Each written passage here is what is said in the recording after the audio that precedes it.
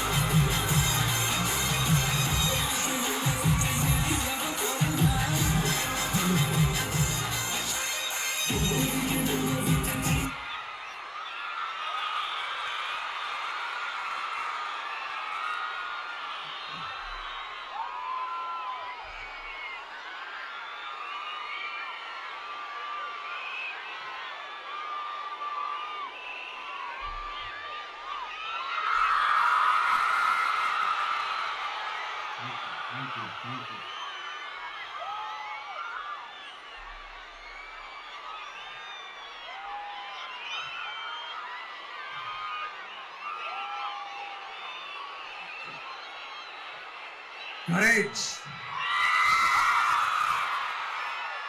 Courage தான் எல்லாத்துக்குமே ஒரு பேஸ். கரேஜ் தான் எல்லாத்துக்குமே ஒரு பவர். அப்படிப்பட்ட அந்த பவர் எதிலிருந்து ஆரம்பிக்கிறது தெரியுமா?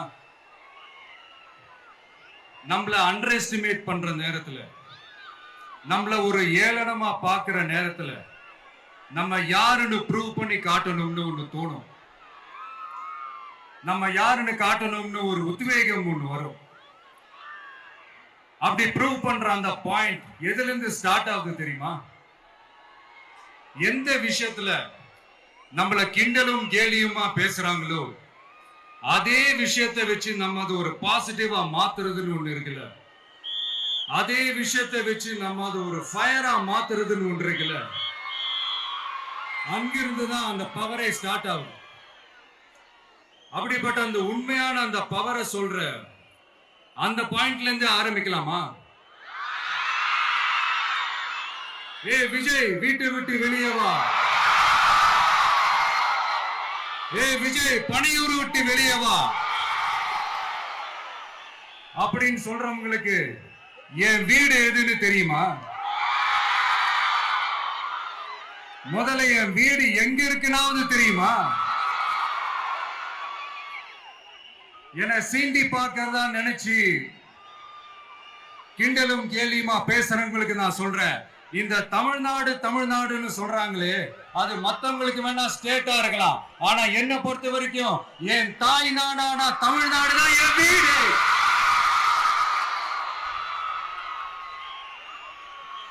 என் வீட்டுல மொத்தம் எத்தனை பேர் இருக்காங்க தெரியுமா? 8 கோடி பேர் இருக்காங்க. ஒட்டுமொத்த தமிழ்நாட்டு மக்களும் என் வீட்டு மக்கள், என் குடும்பம், என் உறவு, என் சொந்தம். எனக்கு எல்லாமும் கொடுத்த இந்த 8 கோடி சொந்தங்களுக்கு இனிமே எல்லாமுமா கூட நிக்க போறது இந்த விஜய் மட்டும்தான். தமிழ்நாட்டோட முதல் படை வீரனா, தமிழ்நாட்டோட முதல் பாதுகாவலனா அவங்க கூடவே நிக்கணும்ன்றதுதான் என்னுடைய குறிக்கோள். இன்னைக்கு இந்த விஜய், உங்க விஜய் உங்ககிட்ட ஓட்டு கேட்டு மட்டுமே வரல, உங்ககிட்ட நீதி கேட்டும் வந்திருக்கிற. ஆக்சுவலா உங்களுக்காக நீதி கேட்கறதுக்காக தான் நான் அரசியலுக்கே வந்தேன். ஆனா இன்னைக்கு நான் உங்ககிட்ட நீதி கேட்கறதுக்காக வந்திருக்கேன். இந்த விஜய் என்னங்க தப்பு பண்ணா? தன்னை நேசிச்ச தன்னுடைய மக்களுக்காக அரசியலுக்கு வந்தா, அது ஒரு தப்பா?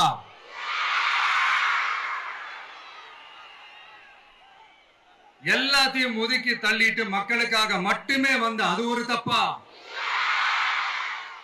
இந்த மத்த கட்சிகளுக்கெல்லாம் மாநாடு நடத்துறதுக்கோ பொதுக்கூட்டம் நடத்துறதுக்கோ இல்ல ஹால் ஃபங்க்ஷன்ஸ் நடத்துறதுக்கோ பர்மிஷன் கொடுப்பாங்க, இடம் கொடுப்பாங்க. ஆனா நமக்கு மட்டும் இடம் கொடுக்க மாட்டாங்க, கொடுக்கவும் விட மாட்டாங்க. இது என்னங்க நியாயம்? நான் போய் மக்களை சந்திக்கிறதுக்கோ இல்ல மக்கள் வந்து என்ன சந்திக்கிறதுக்கோ ஒரு உரிய இடமோ இல்ல உரிய பாதுகாப்போ மத்த கட்சிகளுக்கு எல்லாம் கொடுப்பாங்க. ஆனா எனக்கு கொடுக்க மாட்டாங்க, கொடுக்கவும் விட மாட்டாங்க. இது என்னங்க நியாயம்? இந்த SOPs சொல்லுவாங்க, அதனுடைய ஃபுல் ஃபார்ம் வந்து ஸ்டாண்டர்ட் ஆபரேட்டிங் ப்ரொசீஜர். ஆனா எனக்கு மட்டும் அது ஸ்டாலின் சார் ஆபரேட்டிங் ப்ரொசீஜர்.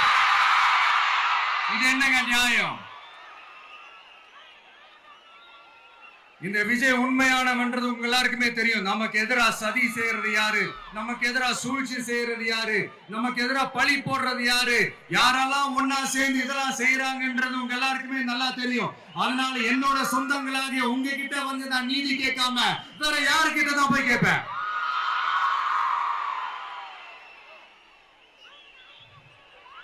செல்ஃபே எடுக்காத ஒரு கூட்டணி கணக்கு, செல்ஃபே எடுக்காத ஒரு அறத பழைய அரித்மெட்டிக் கணக்கு, இதெல்லாம் வேலைக்கே ஆகாது. ஆணித்தரமா அடிச்சு சொல்றேன். அப்புறம் இந்த காசு கொடுத்து ஓட்டு வாங்கிடலாம்னு கனவு காண்றாங்கல்ல, அதுவும் இந்த விஜய் வந்ததுக்கு அப்புறம் நடக்கவே நடக்காது. வண்டி வண்டியா கொண்டாந்து குட்டுவாங்க. 1000, 2000, 3000, 4000, 5000 சாமி மேல சத்தியெல்லாம் வாங்குவாங்க. அப்படிதான் இத்தனை வருஷமா உங்களை ஏமாத்தி இருக்கிறாங்க. வாங்கிக்கங்க, சந்தோஷமா வாங்கிக்கங்க. எல்லாம் உங்க பணம் தான். வாங்கிக்கிட்டு அவங்க காதிலேயே விசில ஊதி அனுப்புங்க. எப்படி? அவங்க செவிலே விசில ஊதி அனுப்புங்க.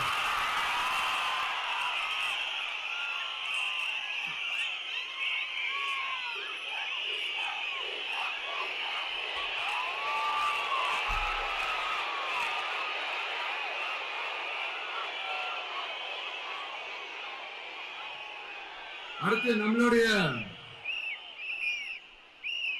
ஜென்சி அடுத்த இளம் தலைமுறையினருக்கும் நான் சொல்லணும்னு நினைக்கிறேன்.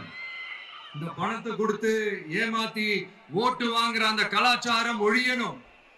பணத்தை கொடுத்து ஏமாத்தினா ஏமாறுவீங்க. உங்களை தான் கேட்கிறேன், பணத்தை கொடுத்து ஏமாத்தினா ஏமாறுவீங்க? எல்லாரும் கொஞ்சம் கையப்படி வைங்களேன் எனக்காக. நான் சொல்றதை கொஞ்சம் ரிப்பீட் பண்ணுங்க. எங்க ஓட்டு எங்க உரிமை. எங்களை யாரும் விலைக்கு வாங்க முடியாது. எங்கள் ஓட்டு விசில் சின்னத்துக்கு தான். வேற யாரையும் நம்பி ஏமாற மாட்டோம். தேங்க்யூ. கேட்டுச்சா சார்? இனிமே நீங்க கொள்ளையடிச்சு வச்சிருக்கிற பணம் எல்லாம் வேஸ்டா போகுது, குப்பையில தான் தூக்கி போடணும். உங்களுடைய இந்த ஊழல் ஆட்சியும் மக்கள் குப்பையில தான் தூக்கி போட போறாங்க. அடுத்து ஒவ்வொரு வீட்டில் இருக்கிற என்னுடைய குட்டி நண்பா நண்பீஸுக்கும் நான் சொல்லணும்னு நினைக்கிறேன். வீட்டுல டிவியில உட்கார்ந்து இந்த பிரச்சார மீட்டிங் எல்லாம் பார்த்துட்டு இருப்பீங்க. உங்களையும் உங்களுடைய ஃபியூச்சரையும் மைண்ட்ல வச்சுக்கிட்டு தான் நாம அரசியலுக்கே வந்திருக்கிறோம். அதனால எனக்காக நீங்க ஒண்ணு செய்யணும். தொடர்ந்து செஞ்சுக்கிட்டு தான் இருக்கிறீங்க. நான் நிறைய கியூட்டான வீடியோஸ்லாம் நான் பார்க்கிறேன். லைக் உங்க அம்மா அப்பா கிட்ட மைக்க நீட்டி யாருக்கு ஓட்டு போடுவீங்கன்னு கேட்டா பின்னாடி இருந்த அந்த பையன், அம்மா விஜய்னு சொல்லுவா, அப்பா விஜய்னு சொல்லுப்பா அப்படின்னு நிறைய அந்த கியூட்டான வீடியோஸ் எல்லாம் பாக்குறேன். அதை தொடர்ந்து தயவு செஞ்சு அதை தொடர்ந்து கண்டினியூ பண்ணுங்க. உங்க வீட்டுல இருக்கிற உங்களுடைய அப்பா அம்மா தாத்தா பாட்டி பெரியப்பா பெரியப்பா சித்தி சித்தப்பா அத்தை மாமா ஓட்டு போடுற வயசுல இருக்கிற அண்ணன் அக்கா எல்லாரையும் விசில் சின்னத்துக்கு ஓட்டு போட சொல்லுங்க. விசில் சின்னத்துக்கு ஓட்டு போட வைங்க.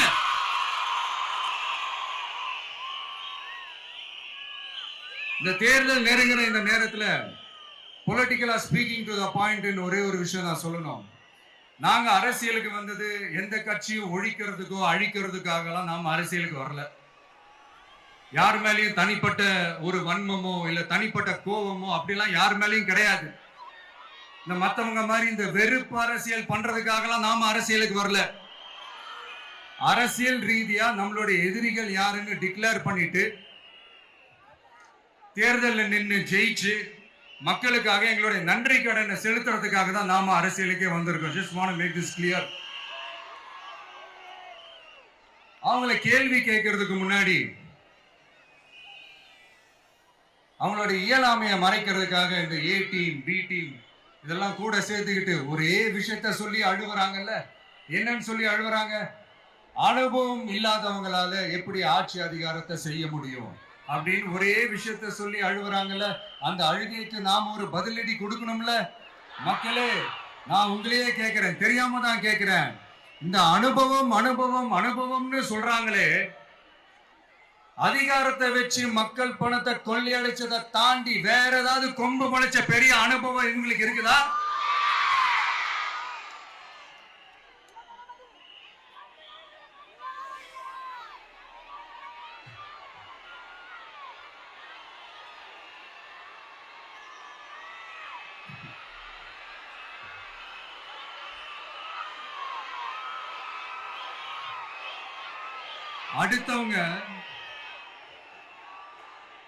அடுத்தவங்க ஆரம்பிச்ச அரசியல் கட்சியில அடுத்தவங்களுடைய அட்ரஸ்ல அரசியல்வாதிகளா இருந்துட்டு இருக்கிற இவங்க எல்லாருக்கும் ஒரு சவால்.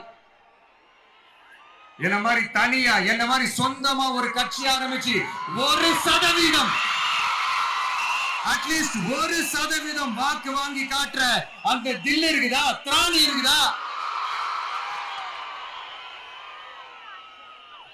30 வருஷமா மக்கள் இயக்கமா இருந்து இன்னைக்கு மிகப்பெரிய ஒரு அரசியல் கட்சியா வளர்ந்து இந்த கூட்டணி கட்சிகள் மட்டுமே நம்பி இருக்கிற 75 வருஷ கட்சி 50 வருஷ கட்சின்னு இன்னைக்கு ஆட்சி அதிகாரத்துல இருந்துட்டு இருக்கிற இவங்க எல்லாரையும் மீறி இன்னைக்கு களத்துல தனியா நின்னு இந்த 2 வருஷத்துல முதன்மை சக்தியா வளர்ந்து 30% தாண்டி இன்னைக்கு மக்கள் ஆதரவை பெற்றிருக்கிற நமக்கு அனுபவம் இல்லையா? உங்களுடைய அனுபவம் என்னன்னு சொல்லட்டுமா? கட்சி ஆரம்பிச்ச அண்ணாவை மறந்தது, கட்சி ஆரம்பிச்ச எம்ஜிஆர் அவர்களை மறந்தது, கட்சியை வளர்த்த ஜெயலலிதா மேடம் அவங்களை மறந்தது. இவங்க எல்லாரும் சொன்ன விஷயங்கள், பேசின விஷயங்கள், எதையெல்லாம் ஃபாலோ பண்ணணும்னு சொன்ன விஷயங்கள் எல்லாத்தையும் மறந்தது. இவங்களுக்கு நமக்கு அனுபவம் இல்லையா? நமக்கு அனுபவம் இல்லதான். கொள்ளை அடிக்கிறதுல எல்லாம் எங்களுக்கு அனுபவம் இல்லதா? அதெல்லாம் எங்களுக்கு சுட்டு போட்டாலும் வராது.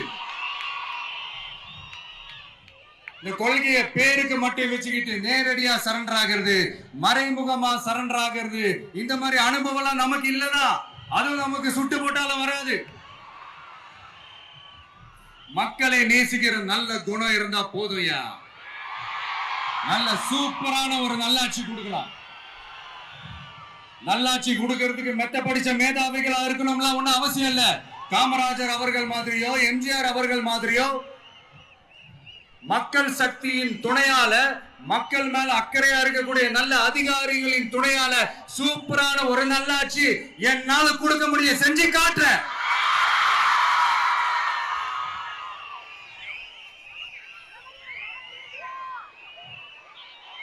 நாலரை வருஷம் ஆச்சு, 4.25 வருஷத்துக்கு மேல ஆகுது. இப்போ ஒவ்வொரு வீட்டு கதவையா தட்டி உங்கள் கனவுகளை சொல்லுங்கள், உங்கள் கனவுகளை சொல்லுங்கள், நாங்கள் அதை நிறைவேற்றி காட்டுவோம். இல்ல, ஸ்டாலின் சாருக்கு மக்கள் சார்பா ஒரு கேள்வி. மக்களுடைய கனவு என்னன்னு உங்களுக்கு தெரியுமா சார்?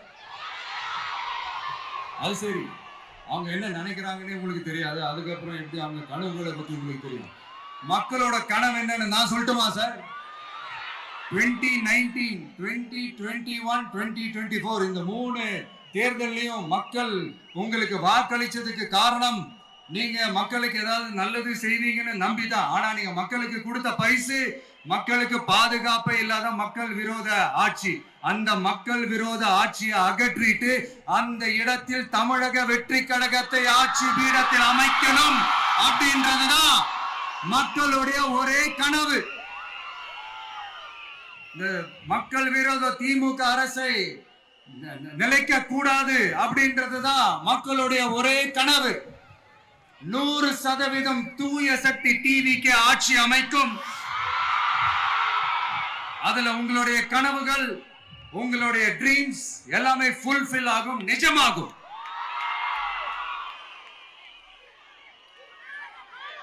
தமிழ்நாடு எப்பவுமே டெல்லிக்கு அவுட் ஆஃப் கண்ட்ரோல் அப்படின்ட்டு ஸ்டாலின் சார் அடிக்கடி சொல்லுவாங்க. ஸ்டாலின் சார் எது எதுலாம் அவுட் ஆஃப் கண்ட்ரோல் இப்ப நான் கொஞ்சம் சொல்லட்டுமா? முதல்ல சட்டம் ஒழுங்கெல்லாம் அவுட் ஆஃப் கண்ட்ரோல், பெண்கள் பாதுகாப்புல அவுட் ஆஃப் கண்ட்ரோல், இளைஞர்கள் வேலை வாய்ப்புல அவுட் ஆஃப் கண்ட்ரோல், மொத்தத்தில் அவரோட ஆட்சியே ஒரு அவுட் ஆஃப் கண்ட்ரோல். இந்த வருஷம் பிகினிங்ல சட்டசபையில பேசும்போது சொல்றாங்க மக்கள் எல்லாரும் ரொம்ப மகிழ்ச்சியா இருக்கிறாங்க, அதனால நானும் ரொம்ப மகிழ்ச்சியா இருக்கிறேன் அப்படின்னு. மக்கள் சந்தோஷமா இருக்கிறத பாக்குறது கூட ஒரு சந்தோஷம் தான் சார், அது யாரும் இல்லைன்னு சொல்லல. அப்படி உண்மையிலேயே மக்கள் உண்மையிலேயே சந்தோஷமா இருக்கிறாங்க அப்படின்னா ஏன் சார் விவசாயிகள் போராட்டம் நடக்குது? ஏன் சார் மீனவர்கள் போராட்டம் நடக்குது?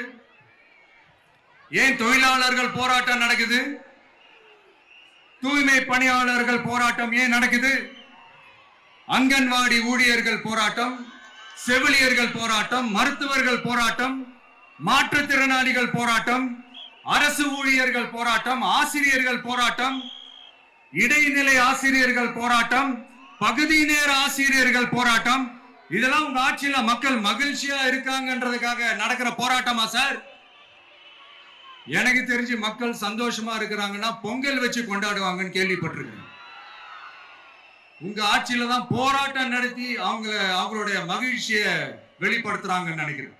இன்னும் தீரவே தீராத பிரச்சனைகள்னா இருக்கிற இடம் பிரச்சனை, பார்க்கிற வேலை பிரச்சனை, பண்ற தொழில் பிரச்சனை, விலைவாசி பிரச்சனை, தண்ணி பிரச்சனை, பஸ் வசதி இல்லைன்ற பிரச்சனை, ரோடு சரி இல்லைன்ற பிரச்சனை, ஆஸ்பத்திரி சரியா இல்லைன்ற பிரச்சனை. இப்படி எல்லாம் ஒரு அடிப்படை விஷயங்களே பிரச்சனையா இருந்தா அப்போ ஆளுங்கட்சின்னு ஒண்ணு எதுக்குதான் இருக்கிறாங்க அப்படின்னு தானே மனசுல தோணும் மக்களுக்கு. ஆட்சிக்கு வர்றதுக்கு முன்னாடிதான் பொய் பொய்யா அடிச்சு விட்டீங்க, இப்ப ஆட்சியை விட்டு போகும்போது கூட பொய் பொய்யா பேசுறீங்களே சார், என்ன சார் இது? மாத்தி மாத்தி பேசுறதுல நீங்க வேற லெவல் தான் சார். ஆட்சிக்கு வந்த அடுத்த வருஷமே 2022ல 70% வாக்குறுதிகளை நிறைவேற்றிட்டோம்னு சொன்னாங்க. அப்புறம் போன வருஷம் 90% வாக்குறுதிகளை நிறைவேற்றிட்டோம்னு சொன்னாங்க. அப்புறம் இந்த வருஷம் 505 வாக்குறுதிகளை 404 வாக்குறுதிகளை நிறைவேற்றிட்டோம், கிட்டத்தட்ட ஒரு 80% வாக்குறுதிகளை நிறைவேற்றிட்டோம்னு சொன்னாங்க.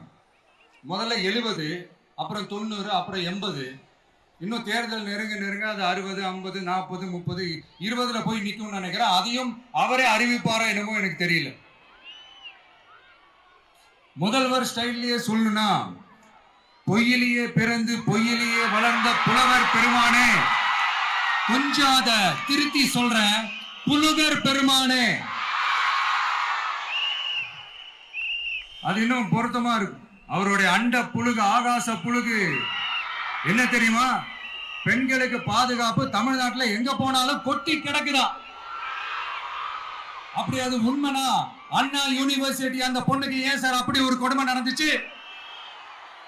கோவை கல்லூரி பெண்ணுக்கு ஏன் சார் அப்படி ஒரு கொடுமை நடந்துச்சு?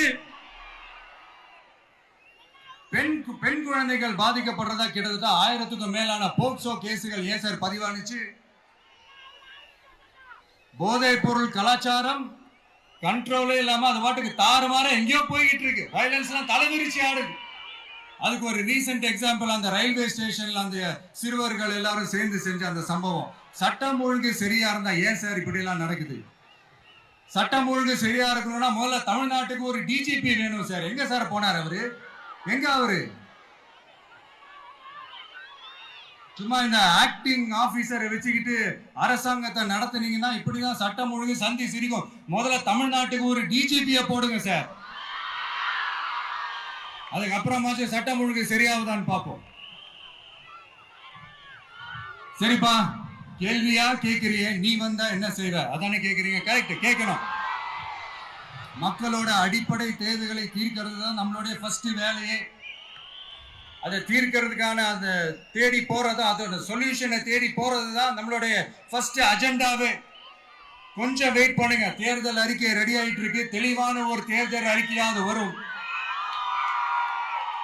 என்ன நம்புற உங்களை நான் டிசப்பாயிண்ட் பண்ணவே மாட்டேன்.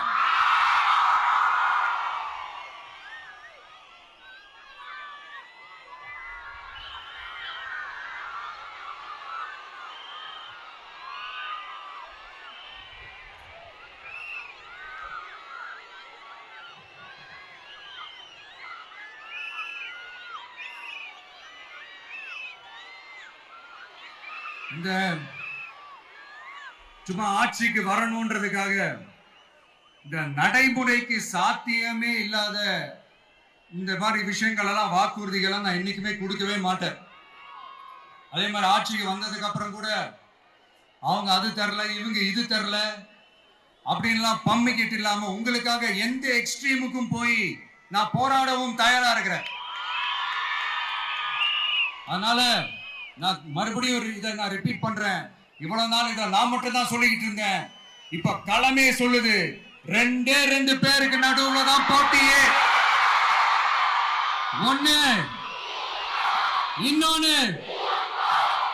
ஒன்னு தூய சக்தி டிவிக்கு, இன்னொன்னு தீய சக்தி டிஎம்கே.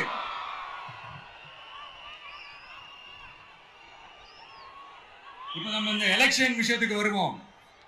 விஜய் என்னப்பா இவரை மட்டும் தான் எதிர்க்கிறாரு, இவங்களை எதிர்க்க மாட்டேன்றாரு, அவங்கள பத்தி எதுவுமே சொல்ல மாட்டேங்கிறாரு. இல்ல நான் கேட்கிறேன், இது யாருக்கான எலெக்ஷன்? தமிழ்நாடு சட்டசபைக்கான ஒரு தேர்தல். இப்ப இங்க யார் ஆட்சியில இருக்கிறா? யாரு பொய்யா வாக்குறுதிகளை கொடுத்த மக்களை ஏமாத்துறது? யாரு மக்கள் விரோத ஆட்சியை நடத்துறது? அப்ப இங்க யாரை அகற்றணும்? இந்த மக்கள் விரோத திமுக அரசை அகற்றணும்னா நம்ம யாரை எதிர்க்கணும்? எதுக்கு தேவையில்லாம பல முறை மக்கள் ஆல்ரெடி டிலீட் பண்ணவங்களை எதுக்கு? நம்மளுடைய கான்சென்ட்ரேஷன், நம்மளுடைய டார்கெட் திமுகன்றப்போ டார்க்னஸ் குள்ள எதுக்கு கல்லெறியணும்? இங்க மக்களை விரும்புற விஜய் வேணுமா, இல்ல மக்கள் விரோத ஆட்சி நடத்துற ஸ்டாலின் சார் வேணுமா? அவ்வளவுதான் இந்த தேர்தலே. இதுக்கு நடுவுல வேற யாருமே கிடையாது. புரியுதுங்களா உங்களுக்கு? என் நெஞ்சில் குடியிருக்கும் சேலம் மக்களே,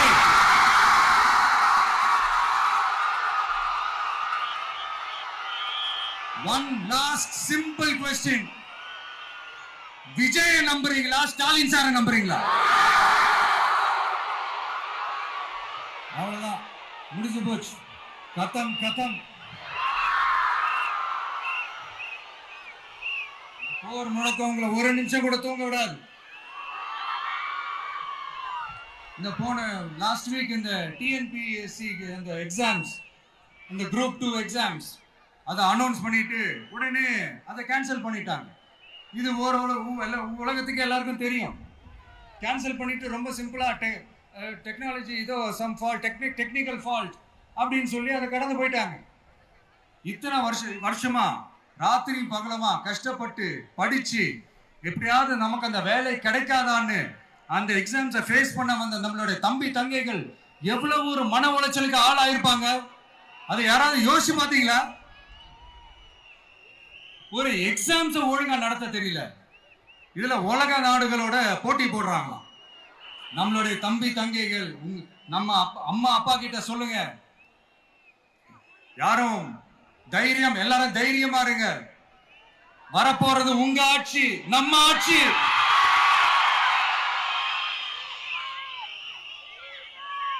அதனால இந்த மாதிரிலாம் எதுவும் நடக்காம சமூக நீதிக்கான ஒரு நல்ல ஆட்சியை அமைப்போம்.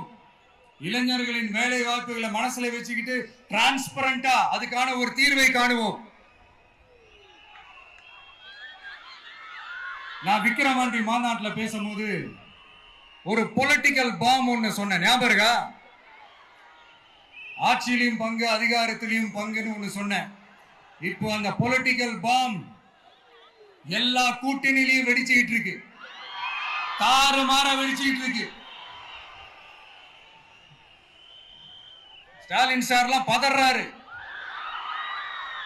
ஆட்சி அதிகாரத்துல பங்கெல்லாம் தமிழ்நாட்டில் ஒத்து வராது அப்படின்னு சொல்றாரு. அவங்கள பொறுத்த வரைக்கும் ஜெயிக்கிறதுக்காக மட்டும்தான் கூட்டணி, மற்ற எல்லாத்துக்குமே அவங்க தனி அணி, அவங்க மட்டுமே ஒரே அணி. வெல்வோம் ஒன்றாக, ஆனா வரும் வெல்த் எல்லாம் பார்ப்போம் தனியாக. அந்த வெல்வோம் ஒன்றாக என்றது இதுதான் அந்த சீக்கிரட்டு. புரிய வேண்டியவங்களுக்கு நல்லா புரியும் நினைக்கிறேன். உங்களோட நான் இருக்கேன், நம்மளோட நம்ம மக்கள் இருக்காங்க. இதுக்கு மேல என்ன வேணும்? கான்பிடென்டா இருங்க, நல்லதே நடக்கும், வெற்றி நிச்சயம். மீண்டும் சந்திக்கும் வரை நன்றி, வணக்கம்.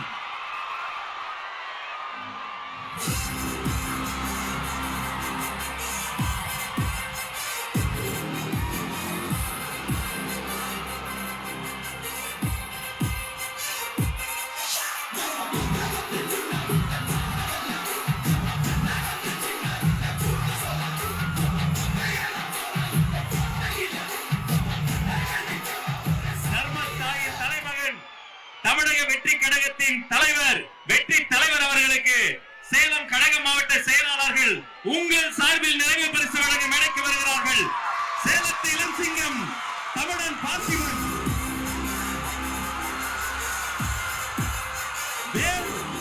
வெற்றிவேல், வீரவேல், வெற்றிவேல், வீரவேல், அவரோடு சேர்த்து வெங்கடேசன், மணிகண்டன், செல்வம், செந்தில்குமார், மோகன், கேசவன், அத்தனை பேரும் சேர்ந்து வெற்றி தலைவருக்கு வெற்றி வேலை பரிசளிக்கிறோம்.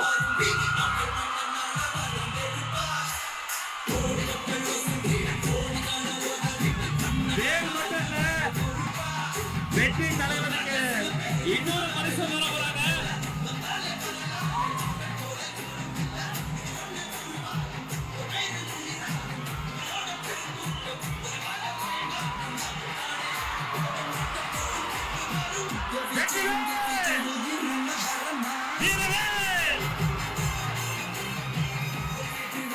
வேலோடு சேர்த்து தலைவர் கையில மிக முக்கியமான ஒண்ணு தர போறாங்க. சாட்டை, தீய சக்தியை வெளுக்க போகும் சாட்டை,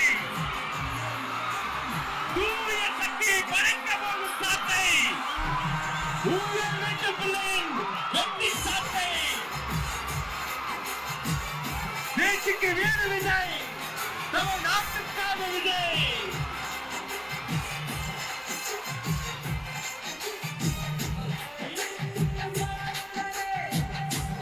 இந்த தமிழ்நாட்டு மக்களையும் என் கழக தலைவரையும் காப்பாற்றுவதற்காக இந்த வீரமே ஊழல் சக்திகளை ஓங்கி அடிக்க ஊழல் சக்திகளை நல்வாக்கி தருவோம். நன்றி. கழக மாவட்ட செயலாளர்களுக்கு நன்றி.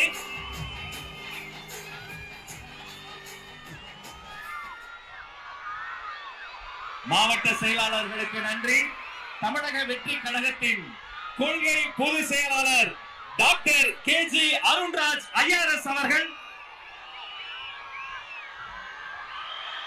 மாங்கனி மாநகரில் வெற்றி செங்கோலை பரிசாக தருகிறார்.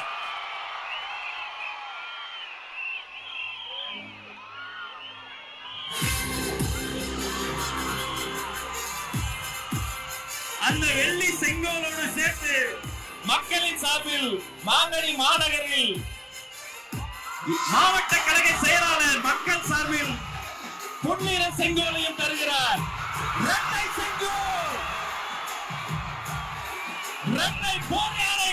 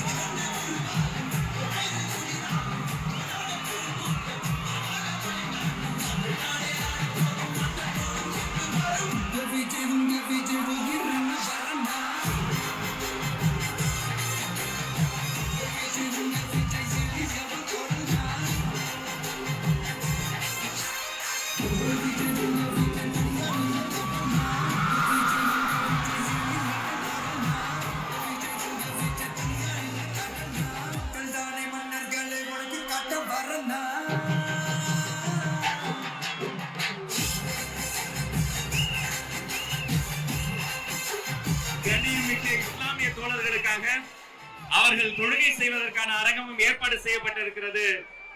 இத்தனை நேரம் பொறுமை காத்து எங்களோடு இணைந்திருந்த அத்தனை சொந்தங்களுக்கும் நன்றி நன்றி. வெற்றி வணக்கம்.